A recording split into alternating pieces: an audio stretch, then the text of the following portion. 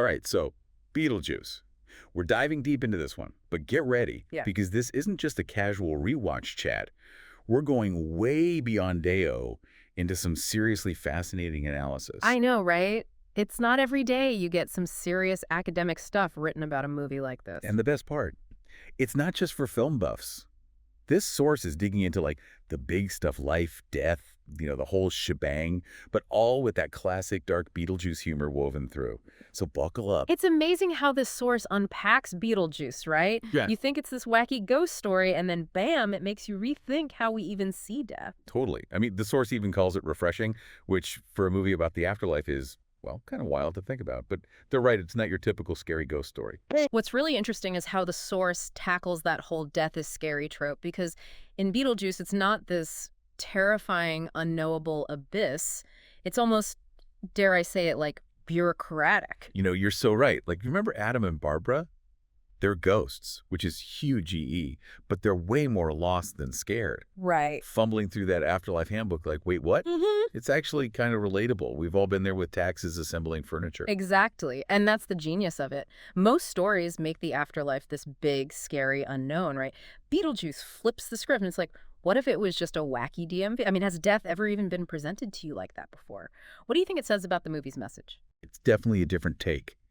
Because, let's be honest, most afterlife movies, it's all harps and clouds or fire and brimstone. Mm-hmm. But a desert with giant sandworms, that's Beetlejuice weirdness right there. Mm-hmm. And the source is spot on. It's less about good versus evil, more about just trying to figure out the system.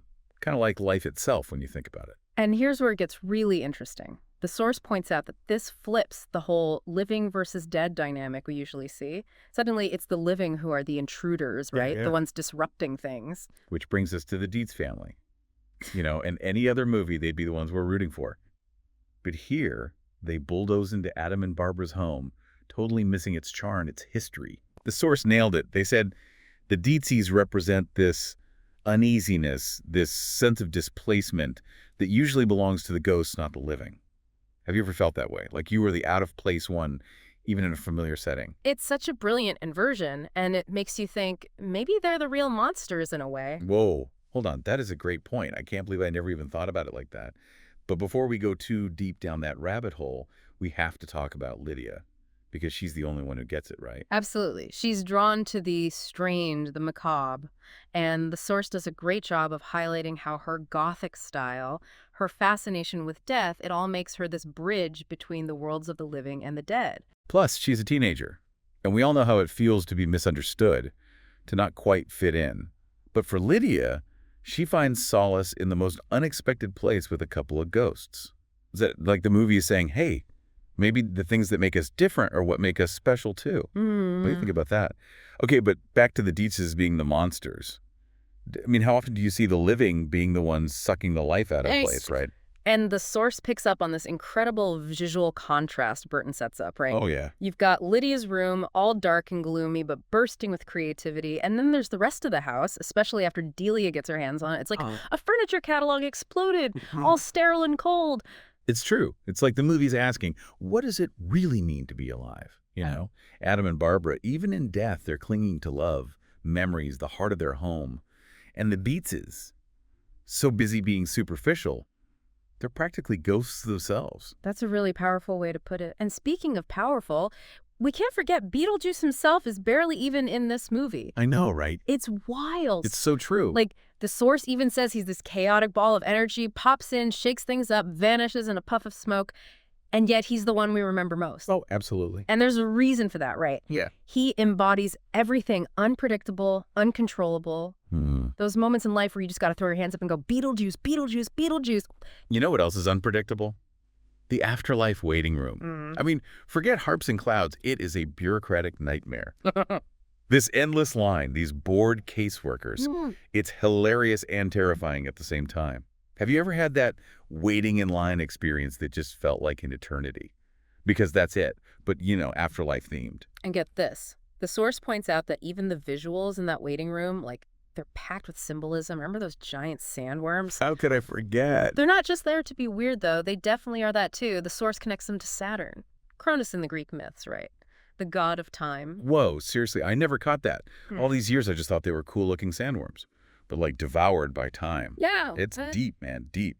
Right. And it goes even deeper. These sandworms, they represent how everything eventually fades away, even time itself. It's heavy stuff, especially for a movie that's, also about a guy who turns into a snake and sings calypso music. Speaking of unforgettable, can we talk about the visuals? Because this movie is a feast for the eyes. And the source is spot on. It's not just Tim Burton-esque. There's like a heavy dose of German expressionism in there. Those skewed angles, exaggerated sets. It's like walking into a nightmare, but like a really cool one. What's fascinating here is how Burton's visual style perfectly mirrors the film's themes, right? Yeah. The afterlife is messy, chaotic, unpredictable, and so are the visuals. It's not about being traditionally, beautiful. It's about creating a feeling. Yes. Yeah. It's like the source said, this isn't your grandma's ghost story. It's weird, it's wild, and the visuals just hammer that home. And you know what I love? The source pointed out how much of it was practical effects, like miniatures, stop motion. It gives the movie this handmade charm you just don't see as much anymore. Absolutely. There's this certain warmth to it, even with all the darkness and weirdness. It's like you can feel the love and attention to detail in every frame. And it makes it really stand apart from all the CGI-heavy stuff we see so much today. And it's like that handmade quality just makes it feel more real somehow, Yeah. even with all the ghosts and sandworms and whatever Beetlejuice himself is supposed to be. It's true. It's that Burton magic, He takes these dark, kind of edgy ideas, but makes them whimsical. It's a tough thing to pull off, but when it works, it works. And Beetlejuice definitely worked. This source really hit the nail on the head when they said it's not jesty about death, but how we face the unknown, which, let's be honest, is a pretty universal experience, right? Totally. We all face uncertainty, things we can't control. But the movie kind of suggests maybe it's not about erasing those fears, but confronting them with humor, with empathy, maybe even a little Beetlejuice-style chaos thrown in. And wouldn't life be boring without a little chaos, right?